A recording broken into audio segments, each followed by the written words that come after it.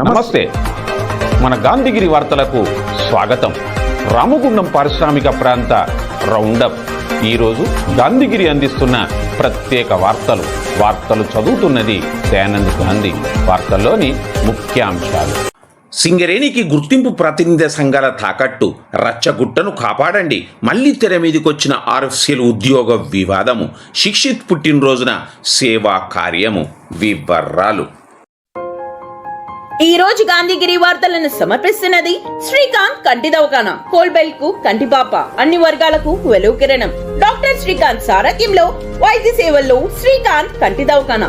April 15 నుండి ప్రతి గురువారం ఉచిత వైద్య నేత్ర శిబిరం. కంటి పొరకు ఆపరేషన్ 5,000 రూపాయలకే చేయబడును. లక్కం భిక్షపతి కార్యనిర్వహణలో శ్రీకాంత్ కంటి దవాఖానా, లక్ష్మీనగర్, గోదావరికని. Phone number 8074911632.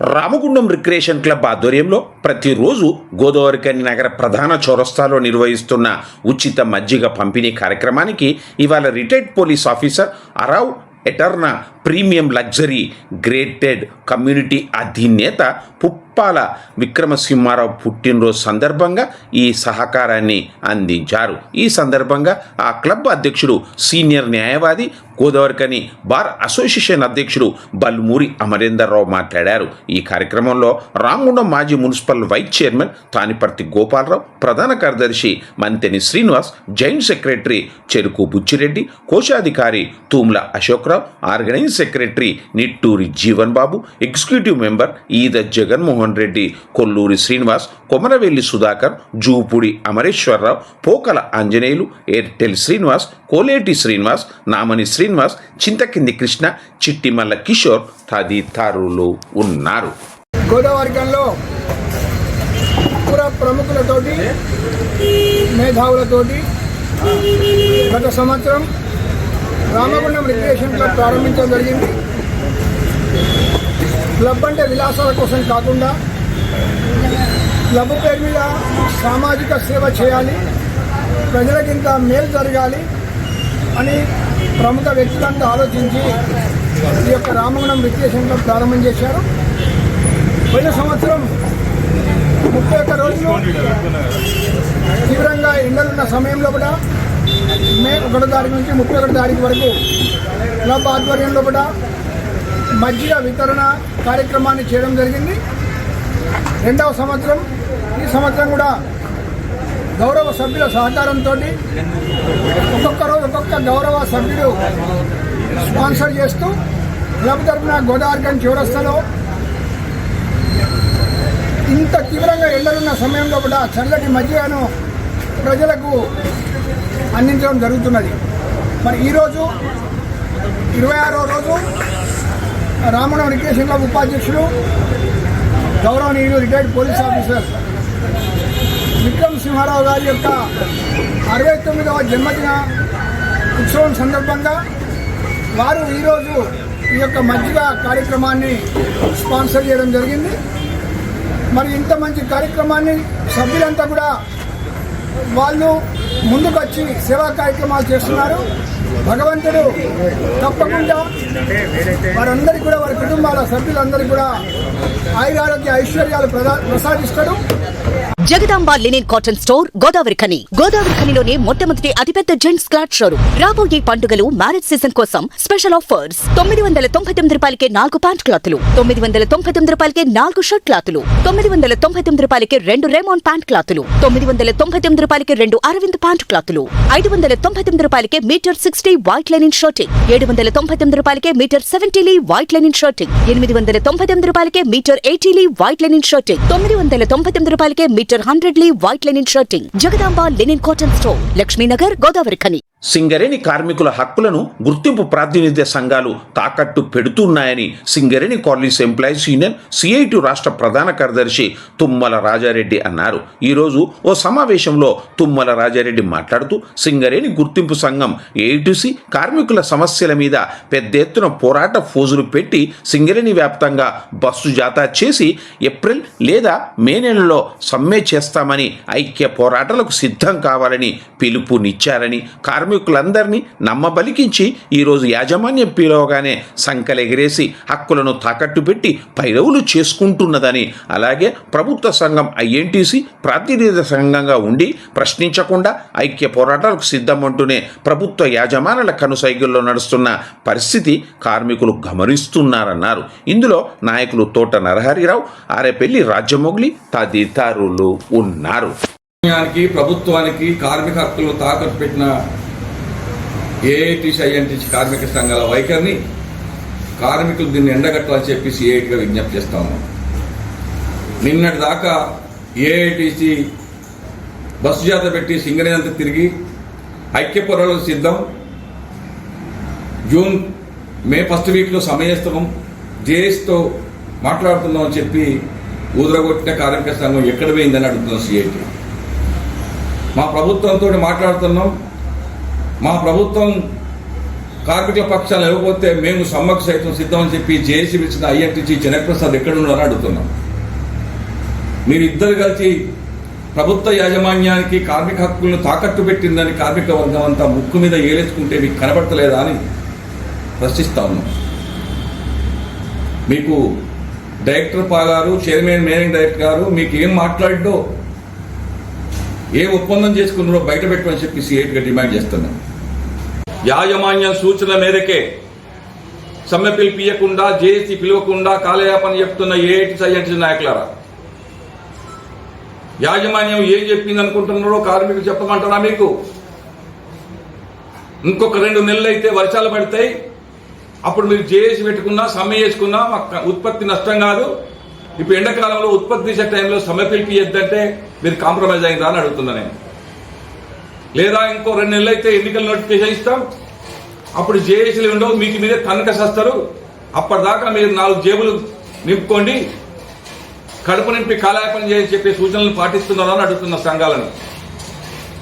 నిజంగానే కార్మికుల మీద చిత్తశుద్ధి ఉంటే, కార్మిక సమస్యలకు ఒరిగడదామని కనుక నిర్ణయం జరిగితే మీరు ఇచ్చిన ప్రకారమే మేలో సమ్మె చేద్దాం అనుకున్న సమ్మె పిలుపును వెంటనే ఇవ్వాల్సి ఉండే. మీరు ఇప్పటికైనా కార్మికుల దగ్గరికి వచ్చి గేట్ మీటింగ్ పెట్టి చెప్పండి.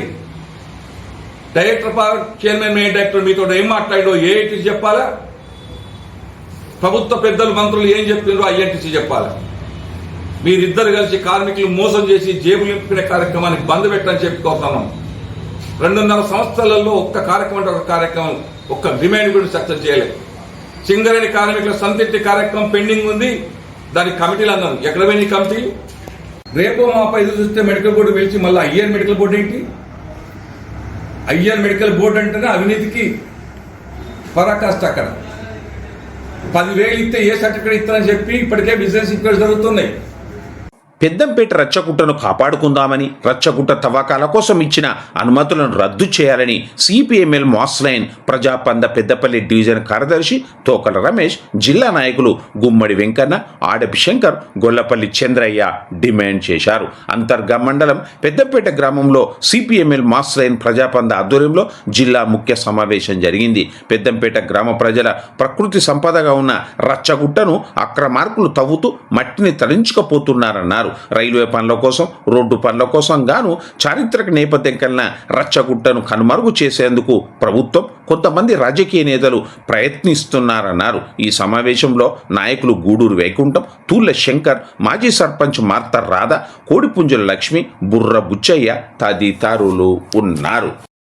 పెద్దంపేట గ్రామంలో చారిత్రక నేపథ్యం ఉన్నటువంటి రచ్చగుట్ట నుండి మట్టిని అక్రమార్కులు తరలించకపోవడాన్ని సిపిఎంఎల్ మాస్లైన్ ప్రజాపంద తీవ్రంగా ఖండిస్తూ ఉన్నది. వెంటనే అక్కడ జరుగుతున్నటువంటి మట్టి తవ్వకాలను వెంటనే నిలిపివేయాలనేసి ఈ సందర్భంగా డిమాండ్ చేస్తూ ఉన్నాం. పెద్దంపేటలో రచ్చగుట్ట అనేది గత చారిత్రక నేపథ్యం ఉన్నటువంటి అనేక సమస్యలకు వేదికగా ఉన్నటువంటి, సమస్యల పరిష్కారానికి వేదికగా రచ్చబండ నిలయంగా ఉన్నటువంటి ఈ యొక్క రచ్చగుట్టను మనం కాపాడుకోవాల్సినటువంటి బాధ్యత కూడా పెద్దంపేట గ్రామ ప్రజలందరిపైన ఉన్నది. ఈ రచ్చగుట్టను ఎందుకు కాపాడుకోవాలంటే చుట్టుపక్కల ఓపెన్ కాస్ట్ల పేరుతోటి థర్మల్ ప్లాంట్ల పేరుతోటి, రసాయనిక ఎరువుల కర్మాగారం పేరుతోటి ఈ ప్రాంతంలో విపరీతమైనటువంటి వాతావరణ కాలుష్యం పెరిగిపోతున్నటువంటి పరిస్థితి. దాని మూలంగా ప్రజల జీవితాలు దెబ్బతింటున్నటువంటి నేపథ్యంలో పెద్దంపేటకు ప్రకృతి సంపదగా ఉన్నటువంటి రచ్చబండను కాపాడుకోవాలి. ఎందుకంటే అడవులు గుట్టలు సర్వనాశనం అయిపోతూ ఉన్నాయి. గుట్టలు అడవులు ఉంటే వర్షాలు రావడానికి అవకాశం ఉంటుంది. కాబట్టి ప్రకృతి వల్ల అనేక విధాలుగా ధ్వంసం అవుతా ఉంది. ప్రభుత్వం ఒక పక్క చెట్లు నాటాలి, గుట్టలు కాపాడాలని చెప్పి ఇవాళ ధ్వంసం చేయడానికి సరైనది కాదు. కాబట్టి చుట్టూ బొగ్గు గనులు కానీ ఇలా ఫ్యాక్టరీలు కానీ ఇవన్నీ చేయబట్టి వాతావరణం కాలుష్యం అయిపోయి ప్రజలు నానా ఇబ్బందులు పడి చనిపోయేటువంటి పరిస్థితి కూడా ఏర్పడతా ఉంది. గతంలో మనం పుట్టక ముందు మన తాతల కాలం నుంచి ఉన్నటువంటి రచ్చగుట్ట, అది రాజుల కాలంలో అది రచ్చగుట్ట రచ్చబండగా వేదికగా ఉన్నదని తెలిసింది. నేను చిన్నప్పుడు కూడా ఎడ్ల మేపేటప్పుడు పైకెక్కి చూస్తే దాని మీద ఒక 100 మంది పట్టేంత గ్రౌండ్ మీద ఉంటుంది. పైననే సైడ్లకు స్లోప్ ఉంటుంది కానీ మీద మాత్రం గ్రౌండ్గా ఉండేది. ఇది ఎక్కడో రాజుల కాలంలో వేదిక కావచ్చని నేను చిన్నపిల్లగానప్పుడు అనుకునేటోని. అట్లాంటి రచ్చగుట్టను మనకు ఊరుకు ఉన్నటువంటిది ఒకటే ఒక గుట్ట ఉన్నది, రచ్చగుట్ట. అన్ని ఓపెన్ కాస్ట్లు అవన్నీ వచ్చి మనకు ఇప్పటికే ప్రకృతి చెడిపోయింది. చెట్లు ప్రకృతికి సంబంధించినటువంటి అది రచ్చగుట్ట. ఇప్పుడు ఉన్నటువంటి గెలిచినటువంటి పాలకవర్గం కావచ్చు, లేకపోతే అంతకుముందు ఉన్నటువంటి పాలకవర్గం అయినా ఏ పార్టీ అయినా కానీ ఇప్పటి వరకు కూడా దానిలో చేయి పెట్టినటువంటి పరిస్థితి లేదు. ఇప్పటి వరకు కూడా ఒక ట్రాక్టర్ కూడా తీయలేదు. గతంలో కూడా ఇందిరామ ఇల్లు మంజూరైనప్పుడు మరి ఊళ్ళో కూడా తీసుకున్నటువంటి పరిస్థితి లేదు. కనుక పక్కపడి రోడ్డు పనులు నడుస్తా అంటే మరి కాంట్రాక్టర్కు ఆ ఎంఆర్ఓ కూడా పర్మిషన్ ఇచ్చడం అనేది కూడా కరెక్ట్ కాదు. దీనికి సంబంధించినటువంటి కూడా పాలకవర్గం సర్పంచ్ గారు కూడా మరి ఇది కోర్టు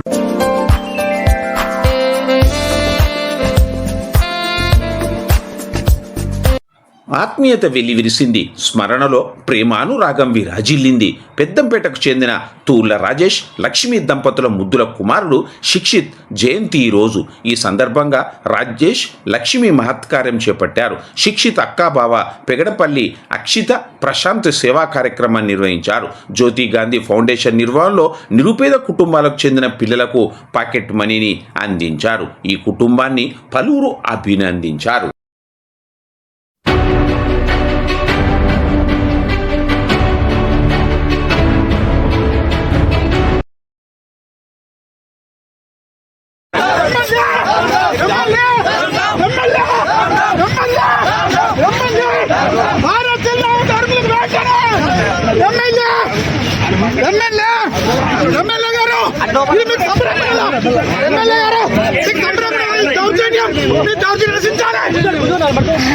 రామగుండం పారిశ్రామిక ప్రాంతంలో ఆర్ఎఫ్సిఎల్ కాంట్రాక్టు కార్మికుల ఉద్యోగాల లొల్లి మళ్లీ తెర మీదకు వచ్చింది. ఆర్ఎఫ్సిఎల్ ఉద్యోగ బాధ్యులతో కలిసి ఆర్ఎఫ్సిఎల్ మజ్దూర్ కాంట్రాక్టు కార్మిక సంఘ నేత అంబటి నరేష్ ధ్వజమెత్తారు. రామగుండం ఎమ్మెల్యే క్యాంపు కార్యాలయం ముట్టడి చేయడానికి నియోషక్ థియేటర్ నుండి ర్యాలీగా బయలుదేరారు.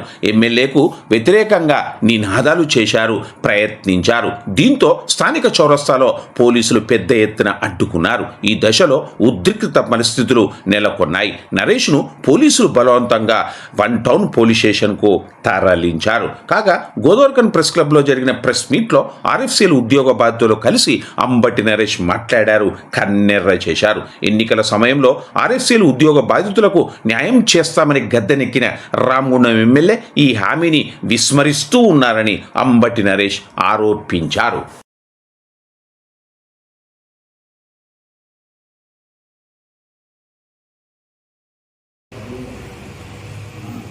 ఆయన ఎవిడెన్స్ భూములు జప్తు చేసి ఆ పైసలు ఇప్పిస్తాను. ఎమ్మెల్యే గారు నీతో మాకు గట్టికాడ పంచాయతీ లేదు, ఇంకో అందుతారు కావచ్చు. అందినప్పుడు వాళ్ళ పేరు రాదు. రెండో విడత అంటున్నా, రెండో విడతలో క్లోజ్ చేద్దాం పై రమేష్ రెండో లిస్టులో కొద్దిమంది రానటువంటి వాళ్ళు ఉన్నారు. రెండో విడత లిస్టులో 20గా వేసుకొని కూర్చున్నప్పుడు వాళ్ళు కూడా వస్తారు. వాళ్ళ పేరు మాత్రమే అని రాసి ఇప్పుడు ఈ కాగితం ఏదైతే ఎర్రటెండల రోడ్డు మీద నేను పొరినా మంచిది. నేను క్యాంప్ ఆఫీస్ కాడ కూర్చుంటాను. నీకు దానికి సంతకం పెట్టించినట్టు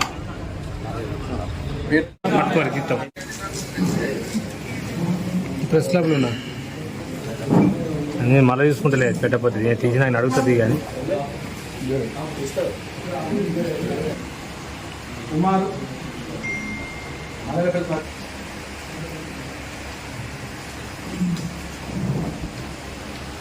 వేరే సత్తాను అయితే శ్రావణ్, జగ్గుల రాజ్కుమార్, మేక క్రాంతి, రాకేష్, సత్యనారాయణ,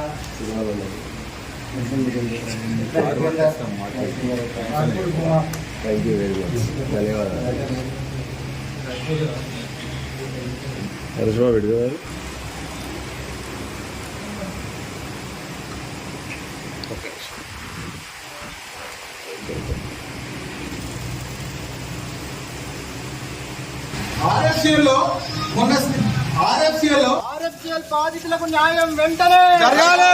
ఆర్ఎఫ్సిఎల్ బాధితులకు న్యాయం వెంటనే జరగాలి. Justice we want justice we want justice. RFCL కార్మికులకు న్యాయం వెంటనే. కేసులు మా మీద కావాలి. ఇప్పుడు ఎమ్మెల్యే మా మీద పెట్టింది. ప్రస్తుతం చెప్పినాం ఎమ్మెల్యే గారు మా మీద కేసులు పెట్టిన దానికే ఉన్నారు. పోలీసు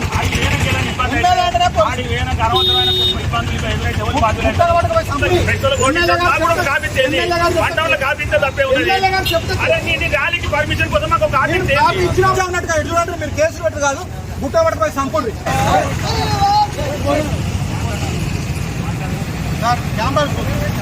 ఎమ్మెల్యే గారికి బాధితులు లేనప్పుడు అక్కడ ఎవరుంటే వాళ్ళకి ఎవరు ఆయన ఉన్నప్పుడు ఆయన లేనప్పుడు కాదు మేము కూర్చుంటాం. వీళ్ళకు వాళ్ళ పైసలు వాళ్ళకి వెళ్ళి వాళ్ళ భూమి వాళ్ళకి ఇచ్చింది అంటే మాది దొంగకు టీడీసీపీకి లేవడం పర్మిషన్ ఇచ్చింది. ఆయన ఎమ్మెల్యే గారికి బాధితులు కనబడతలేరు ఉన్నప్పుడు కాదు, ఆయన ఇప్పుడు రావాలి. దాని దూరమా ఏ పడి దూరం ఢిల్లీ వెంట 90 వెంట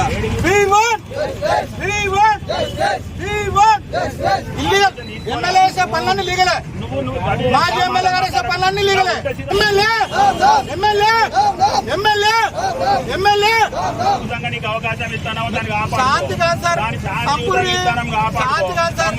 ఇప్పుడు సార్ అమిత్ సార్ శాంతి కాదు, తీసుకుపోయి ఎన్కౌంటర్ చేయండి. గుట్ట కొట్టకపోయింది మీరు రెచ్చిపోతే గుట్ట కొట్టుకుపోయి ఎన్కౌంటర్ చేయండి. చెయ్యూరి మీ ఎమ్మెల్యే గారు ఆదేశాలు మీరు శిరసా వహించండి.